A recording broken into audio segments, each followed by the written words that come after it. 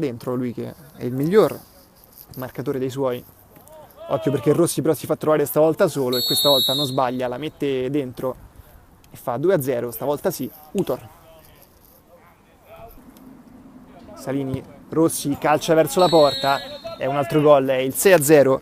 Rossi per l'Autor chiude così il primo tempo. I pari per Salini, sostanzialmente è diventato quasi un allenamento adesso per l'Autor. Rossi, altro tiro micidiale, non lascia scampo al portiere, 7-0. Attenzione, l'azione personale del numero 9 che poi la mette dentro, c'è Rossi, occhio al pallonetto ed è 8-1 per l'Autor.